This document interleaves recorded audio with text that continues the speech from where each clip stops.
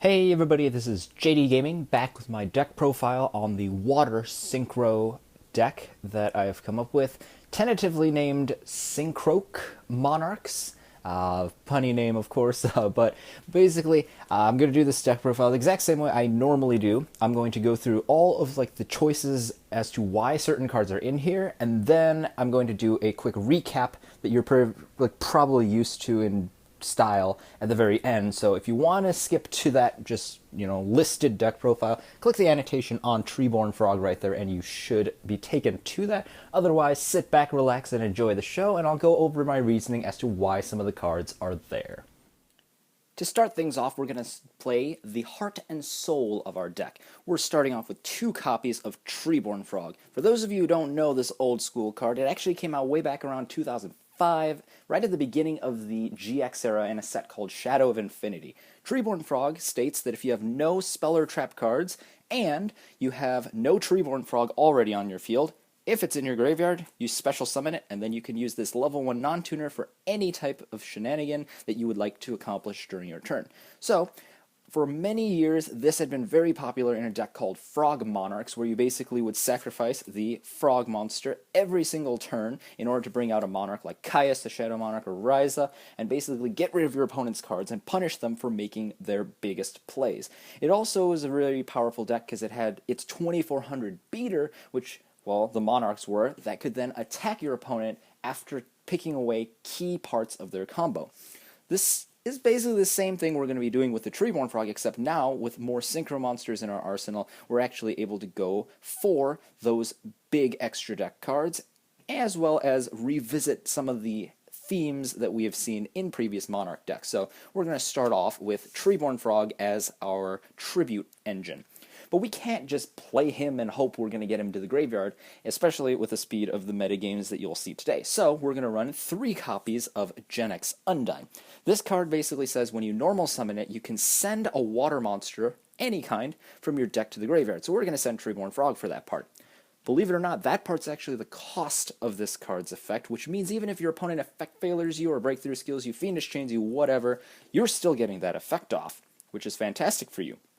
Then, if this effect actually resolves, you get to search 1 copy of your 2 Genex controllers and add it straight to your hand. Although it's a level 3 non-tuner, or non-effect tuner monster, we're actually going to get some very nice mileage out of this card thanks to the tech that we're going to be fleshing this deck out with. So stand by just for that. But the whole idea is we're getting a tuner for free into our hand upon normal summoning the Genex Undyne, and his effect is really hard to summon, and we get the Treeborn Frog out. So this will help us establish our engine. From there, we are going to be playing 1 Foolish Burial, 1 1-for-1, and 1 Glow-Up Bulb. The reason for this trio of cards is it's kind of an excerpt from Plant Synchro. You've probably seen something like this. Foolish Burial lets you send any card from your deck to the graveyard, so by sending Treeborn Frog, we can make sure we have our Tribute Fodder ready. But at the same time, we can bring out Glow-Up Bulb, who can then replace the card you lost, the Foolish Burial, by bringing himself out from the grave. All of a sudden, Foolish Burial isn't such a bad pick for this deck, because when you're playing Glow-Up Bulb, you can choose to help support your main engine if you didn't draw the cards you needed, or just go for this tuner monster and all of its abilities. Same thing for 1-for-1. You can use it to pitch an extra card like a Dead Undyne or a Controller or something, and then bring out your Treeborn Frog. From there you can tribute it off immediately for a Monarch or something, or you can actually go and summon your Glow-Up Bulb instead, which will do similar Synchro-related plays, but again, you get a monster straight to the field that replaces itself, and that's the beauty of these 2 cards here. Cards that normally make you lose out on some cards will break even thanks to Glow-Up Bulb. And while I'm thinking of it, the reason we're playing 3 copies of Undyne is because we want to maximize our chances of drawing it. We're not playing 3 Genex Controller because as a normal monster, we're still not going to want to draw it, even with all of the tech that we're going to add to this deck. And with 2 copies, it's kind of like the Synchro decks you may see where, for instance, Katakuri Teleport will play 3 copies of Emergency Teleport and only 2 Psychic Commanders. You're not likely to draw these controllers if you decrease their number. We just want to fetch them out with Undyne. And the chances nowadays of the game going so long that you're going to normal summon all your Undynes and miss out on Genex controllers is very slim.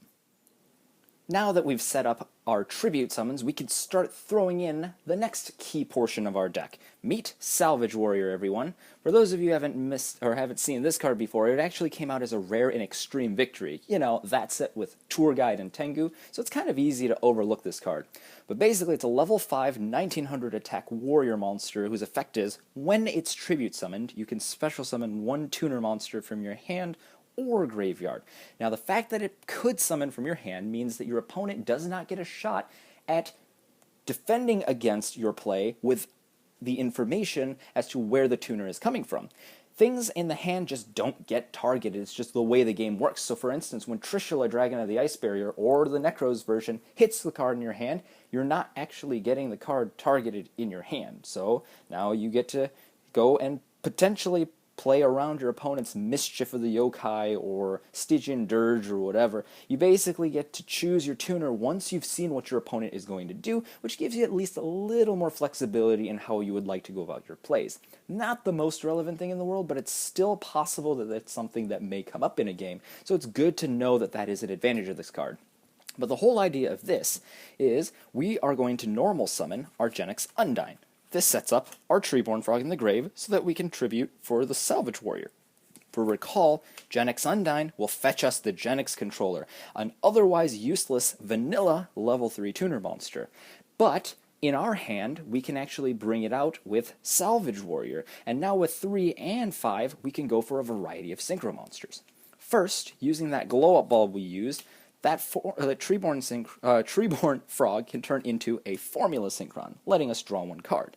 But then once we do this combo here, you can actually go for Stardust Dragon as a level 8. That lets you go for the mighty Shooting Star Dragon and start tearing up your opponent's destructive cards with its ability to prevent destruction. Or you could skip that part, you could not go Stardust, and you could just play Scrap Dragon. Destroy your extra cards, maybe your Undyne survived, so you tribute it and your Treeborn Frog goes to the grave to pay for Scrap Dragon's cost. Or you could play Colossal Fighter, run over your opponent's cards, because now your warrior monsters, the Salvage Warriors, actually power up your Colossal Fighter, and you can fight through your opponent's hand traps. I would recommend maining this if you're playing against any deck that plays inherent hand traps, like Boojans have Crane and Honest. You can be playing against Blackwings. In our meta we do, so you have, Kalut, the Moonshadow you have to worry for. This thing actually helps you in that matchup. And then Crimson Blader is a very good preventative card that helps get around your opponent's strongest boss monsters of their deck. And because Genyx Controller is actually a dark monster, we can bring out one of the best level 8 synchros in the game, Beels of the Diabolic Dragon. So this card is a 3000 attack and defense level 8 monster, but you need one dark tuner plus any non-tuner whose total levels equal 8. It cannot be destroyed by anything, which means your opponent has to basically kill it with some sort of card effect. So it's still vulnerable to Silent Honor Arc, or to Castel, but that's basically why we're going to be playing a few tech choices that get around such effects. The fact that it can't be destroyed by battle means it can run through all your opponent's monsters very easily, as long as you give it just that little bit of support to make sure it stays on the field to hit hard and fast and eliminate your opponent from the game. Plus, if your opponent plays any card effect that would do damage to you, like Ring of Destruction, for example, you will gain all of that damage as raw attack power on your Beels, which makes it even easier to pound your opponent into the dust. So we took the Treeborn Frog that we set as the heart and soul of our deck, devised an engine consisting of Genyx Undyne, 1-for-1, and Foolish Burial that will send it to the graveyard consistently, and then started fleshing out our power plays by adding Salvage Warrior to bring back our tuners either from the hand or the graveyard to make free, economical synchro summons. Now, it's still helpful if we had a few more tuners, because so far we only have the 2 Genyx controllers and the 1 glow-up bulb. So, we're actually going to be playing 3 copies of Emergency Teleport. I know, I play Psychics a lot, but you can't really blame me in this situation. Teleport basically says that if you have this card, then without any cost, just bring out a level 3 or lower Psychic monster from your hand or deck, and then that monster is banished if it remains on the field at that end of the turn. But that rarely happens when you use it for a Synchro or Tribute summon, and we're going to be using it to bring out tuners in this deck anyway. The reason it's so useful is we can bring out one of our 2, Ghost, Ogre, and Snow Rabbit, which will let us utilize her effect, or just use her as a Synchro or Tribute fodder. Kribons can serve as a very strong attacking wall by paying 800 life points and preventing those attacks as many times as you pay. And then Recover, not very useful for its effect, to be honest, but it is a level 1 tuner, which lets us use Treeborn Frog and go draw 1 card with Formula Synchron yet again.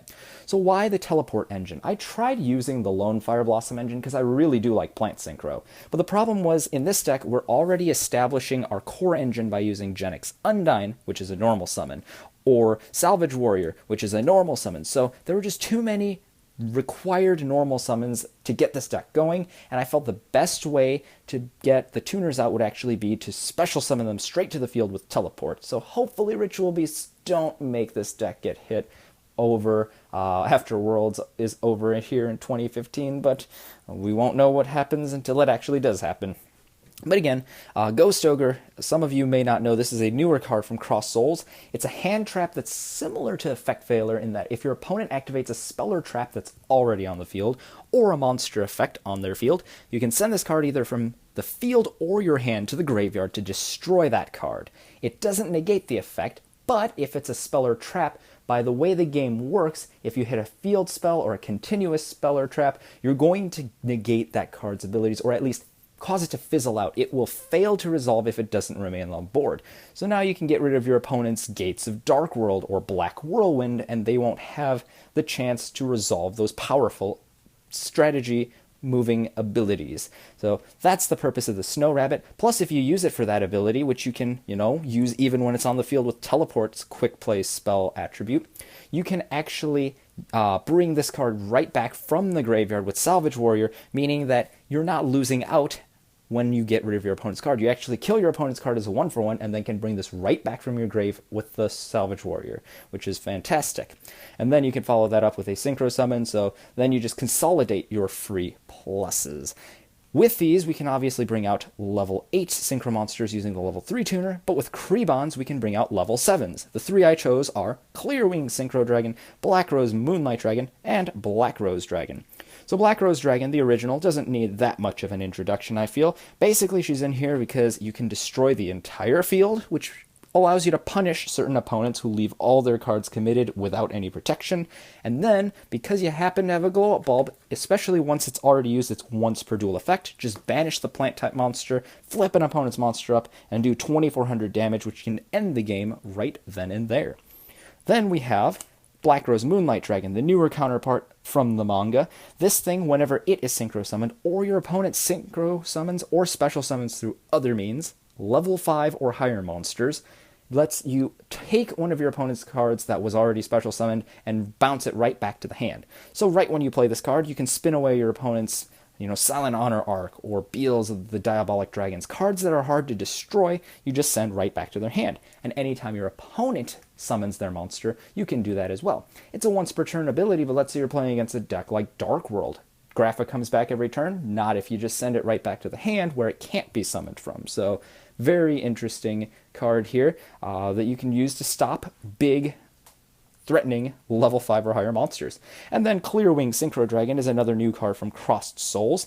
It's a 2500 beater with 2 abilities. Basically, if your opponent activates a level 5 or higher monster's effect, or any effect of a monster that will target a monster you have or is anywhere on the field that's level 5 or higher, you can destroy those cards. So again, a level 5 or higher monster activates its effect, or a level 5 or higher monster is targeted by a monster effect. You can destroy each of those abilities once per turn and gain that much attack equal to that monster's attack for the rest of the turn. So your 2500 attacker becomes a very nice defender whenever your opponent's effects go off. So if they try to use, their own copy of Black Rose Moonlight Dragon, for instance, you gain 2400 attack, go up to 4900, and your opponent won't be touching that Clearwing Synchro Dragon for the rest of the turn. And so that's why I like to play it. It's a built-in defensive monster that you can just access with Kribons. Who also serves very nicely as tribute fodder because of its defensive ability, allowing it to stick around on the field. And then Recover basically just lets us go for this Yugioh Guardian. Great monster just to get rid of your opponent's cards. You can also use them for synchro or tribute summons in this deck, which is very nice. And then the Kribons, I guess, with the Genix Undyne can also go Armades, so we're playing 1 copy of that as well. Now that we've established some of the main power plays of this deck, it's time to go flesh out the rest of the deck to give it a little more consistency and a little more oomph yet. We're going to start off by going traditional Monarch. We're playing 3 full copies of Caius the Shadow Monarch. Whenever he hits the field from a tribute summon, you get to banish any one card on the field, and then if it's a dark monster, even if it's himself, you get burn your opponent for 1,000 points, which lets you end the game. This card's amazing because it lets you get rid of cards like Dante, any Burning Abyss monster, just defensive walls like Wind Up Zen Mines or Stardust Dragon or Beals, and it basically prevents any of those abilities from destroying you with their protection effects or from triggering by hitting the graveyard. So all around, very nice monster. I want 3 in here because I tested it, and I just never really felt like I had too many tribute monsters. Once you have Treeborn Frog up, it's very, very possible you will actually summon 3 of these things in a row, and in a 40-card deck, 3 actually feels very, very nice in having a constant flow of these things to your field. It's very rare you're going to open up with more than 2. Even opening with 2 is fairly rare at like 5% or something if you have a 6-card hand, so I'm not too worried about that. I just want the power from Caius. From there, we're going to play one more tribute monster, Alone Dark Dust Spirit. This is a card that basically says, when it's tribute summoned, kill everything that's face up on the field that's a monster other than itself, and then you can poke for 2200 damage, and then it returns back to your hand in the end phase as it is an actual spirit monster. So this is essentially like Dark Hole. Its non-targeting ability means you can get around monsters like Ritual Beasts that will try to tag out and basically prevent themselves from getting hit. Well, when the effect resolves, you're still going to get hit, so you just choose what ends up dying by Dark Dust Spirit. And overall, it's just a very powerful card once we see the Battle Faders coming up that will allow us to punish the opponent for making big pushes that ultimately fail. So now we're going to play 3 copies of Enemy Controller, my face apparently on YouTube. Basically, this thing has 2 effects. You swap a monster's battle position, which makes it more vulnerable, or you tribute a monster, your Treeborn Frog, in the standby phase, which lets you steal your opponent's card. If it's still your standby phase, Treeborn Frog does not limit itself to once per turn, and you can bring it right back. So if you have multiple enemy controls, you can actually play all of them and steal all your opponent's monsters with Treeborn Frog and each of your econs, which is fantastic in this deck, and that's why I'm maxing out and playing all 3 of these to make sure I draw as many of these as possible. When you steal your opponent's monsters, and you can use them for tribute summons, synchro summons, or attack with them, and you get to steal as many of them as you have enemy controllers, these basically become change of heart, and you can do so much damage and basically just push for game at unexpected points. This is a very powerful card that I really feel should be played at 3 in a frog strategy like this. Now for defensive options, we're playing 3 copies of Battle Fader. Your opponent attacks directly, your opponent fails to attack directly, hits this wall, it's the end of their battle phase, and now you have a level 1 monster you can use for synchro or tribute summons the following turn. And this, of course, works with Dark Dust Spirit, preventing your opponent from killing you, allowing you to wipe their board clean, and then have the advantage as you then poke them for 2200 to their empty field. We're also playing 1 Gores. I tried multiple Gores in various other strategies, and I just didn't like how it would clog if I had multiples. I've been testing 1 so far, and to be honest, I wish it were a 4th Battle Fader. It kind of is, but it kind of isn't at the same time because of its empty field trigger. Nonetheless, still a very powerful card that lets you run over your opponent's monsters, and I feel like at 1, you're basically going to get as much power out of it as possible without actually having it clog up your strategy.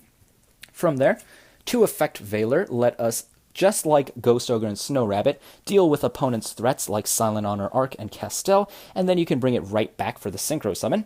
And now with all these darks and the lights here, with Formula Synchron of course being a very powerful light, we can bring out BLS, which I would like to feature Armory Arm for. So these are actually some very common cards that you see in a deck like this. It's very easy to set up a Treeborn Frog and use a card like Effect Veiler or Glow Up Bulb and go for a Formula Synchron, or, so like there's your light, or if you use Glow Up Bulb, you still have the light here. You could have used the Effect Veiler and still had a light monster. Whatever. You're likely going to have a light monster in the graveyard. Now, you're also likely to have tons of dark monsters because you have your Caius, your Battle Faders, etc. Battle Fader, yes, it does get banished if it hits by its own effect, but if you want to send it there with 1-for-1 or something, that's all possible if you want to bring out the almighty BLS. The way this combo works in this deck is essentially, you have a light, you bring out this Treeborn Frog, Eugenics Controller, Synchro Summon, and you bring out Armory Arm. Now you have a light and dark, you get to banish both of those, bring out your BLS, equip with Arm, do 4,000 by attacking an attack position monster because you do 3,000 with the burn effect of Armory Arm, and the difference between 4,000 and the opponent's attack, basically. And then you end up being able to attack again with BLS's effect for 4,000 more damage. So that's one combo you can use to bring it up, but there's actually another one. Recall we're playing Ghost Ogre and Snow Rabbit, which is a level 3 light tuner monster. So you can actually do a similar thing where instead of Gen X controller, let's say you have a dark in your graveyard.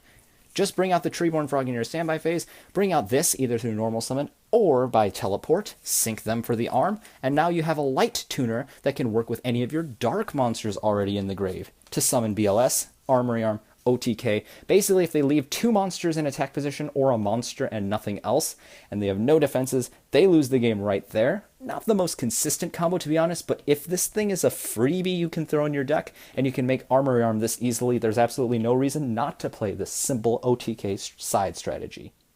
We're finally at the home stretch here, just fleshing out the rest of the main and extra decks before we are done with this strategy. So we're going to add 2 copies of Max C. I basically wanted to give kind of like a general type of card that I would put into the slot that can be used in your metagame. It's also pretty useful in my personal metagame here with some Synchrons and some, Destiny Hero Malicious Plague Spreader action and all that, and Blackwings and all these things. So Max C's, you can always play something else, but I feel this is a decent hand trap for this deck because you can go and get your effect failures, your Ghost Ogres, and your Battle Faders and Gores, which will let you do a variety of things to respond to your opponent's plays. So great card right here.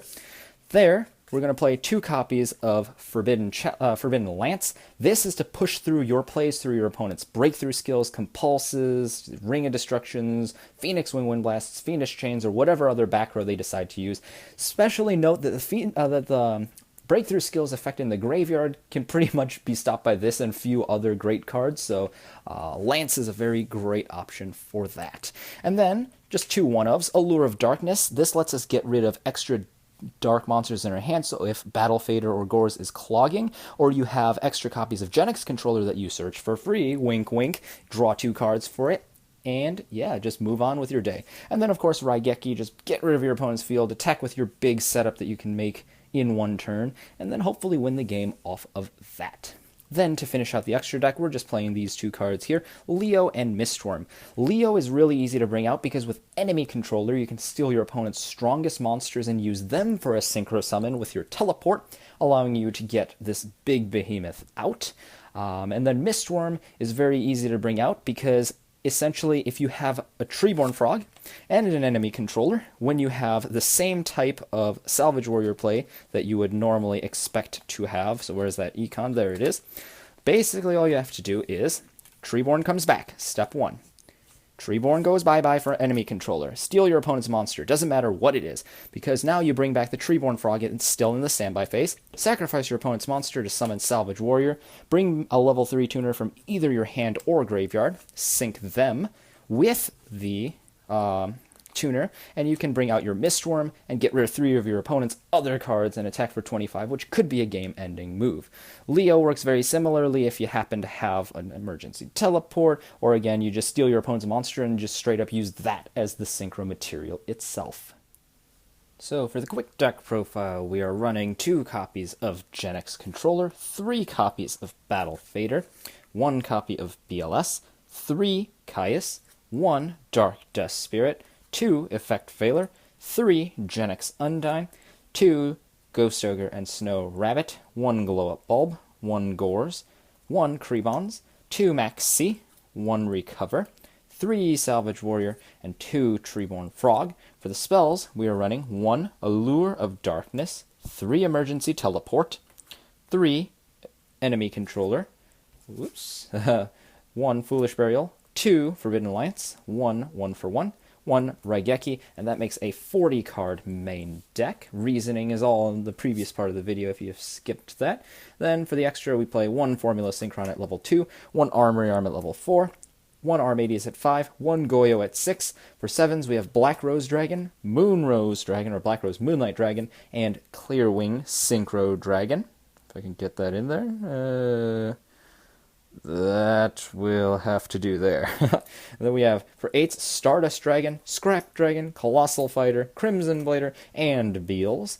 For 9, we have Mistworm. 10, we have Leo, and of course, Shooting Star Dragon that we summon off the Formula and the Stardust Dragon. And there you have it. There's the deck profile for my Psychic Psyncroak Monarch. Hope you guys enjoyed the explanations, and if you just skipped it, just the list. But I do encourage you guys to try testing it out. I mean, I felt it's a very consistent deck that performs fairly nicely in local levels. You know, you could probably take it to your locals, have a blast with it, maybe even tweak it and do decently well at, you know, a large event if you're not planning necessarily to win. I just can't guarantee you're going to win with this deck, but it's a lot of fun. Change of pace. And be sure to let me know down in the comments if you have any questions, comments, or concerns. Maybe you'll share an idea that I never thought of, and then I'll integrate them into the deck as well. So once again, hope you guys enjoyed. If you did, please leave a thumbs up. That'll help me out quite a lot. And this is JD Gaming. I'll see you guys next time.